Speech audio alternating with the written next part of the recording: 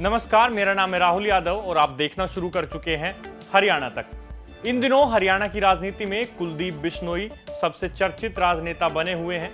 केंद्रीय गृह मंत्री अमित शाह और भाजपा के राष्ट्रीय अध्यक्ष जेपी नड्डा से मुलाकात के बाद अब ये तो लगभग तय हो गया है कि बिश्नोई भाजपा में जाने वाले हैं। इसी बीच बड़ा सवाल ये भी उठता है कि आखिर कुलदीप बिश्नोई राजनीतिक लिहाज से कितने ताकतवर हैं। तो चलिए आज आपको उनकी राजनीतिक ताकत का एहसास कराने वाले 2004 के भिवानी लोकसभा चुनाव की कहानी से रूबरू कराते हैं। कुलदीप बिश्नोई ने अपना पहला लोकसभा चुनाव भिवानी से साल 2004 में लड़ा।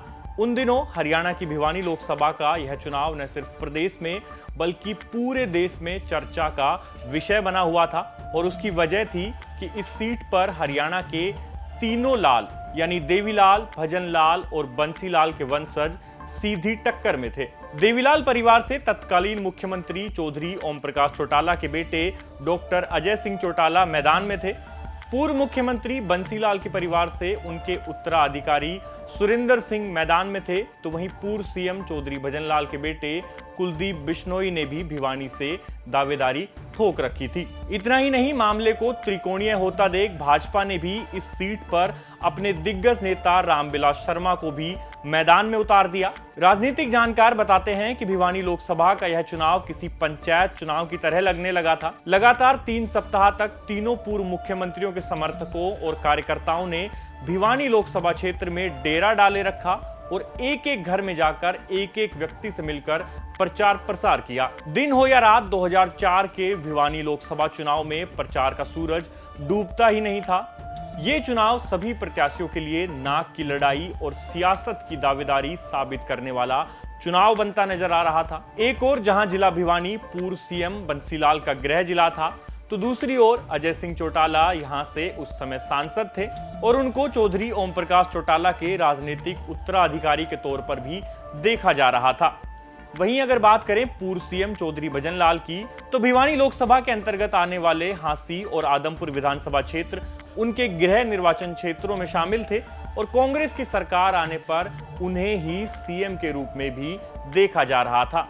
ऐसे में उनके बेटे कुलदीप बिश्नोई के लिए भी यह चुनाव जीतना बेहद जरूरी हो गया था। आखिरकार चुनावी नतीजों का ऐलान हुआ। कुल 8,71,144 लोगों ने मतदान किया, जिसमें से 2,90,936 वोट लेकर कुलदीप बिश्नोई पहले नंबर पर रहे और इस बेहद दिलचस्प मुकाबले में बड़े बड़े दिग्गजों को मात देते हुए संसद तक पहुंचने में कामयाब रहे। पूर्व मुख्यमंत्री बंसीलाल के बेटे चौधरी सुरेंद्र सिंह दूसरे नंबर पर रहे और इनेलो से डॉक्टर अजय सिंह चौटाला तीसरे नंबर पर आए। 2004 का यह लोकसभा चुनाव कुलदीप बिश्नोई का पहला लोकसभा चुनाव था और उन्होंने पहले ही चुनाव में प्रदेश के बड़े बड़े दिग्गजों को धराशाही कर न सिर्फ प्रदेश बल्कि पूरे देश को अपनी राजनीतिक ताकत का एहसास कराया था। वहीं अगर वर्तमान की बात करें तो परिस्थितियां कुछ और हैं। न तो यह 2004 का साल है और न ही अब कुलदीप बिश्नोई के पास उनके पिता और हरियाणा की राजनीति के माहिर खिलाड़ी 3 बार के मुख्यमंत्री स्वर्गीय चौधरी भजनलाल का साथ है। ऐसे में कुलदीप बिश्नोई के लिए आगे की राह बेहद मुश्किल नजर आती है। तो ये थी कहानी कुलदीप बिश्नोई के राजनीतिक जीवन के सबसे धमाकेदार चुनाव की, जिसने पूरे प्रदेश को उनकी ताकत का एहसास कराया था। ऐसी ही मजेदार राजनीतिक कहानियों को जानने के लिए देखते रहिए हरियाणा तक। शुक्रिया।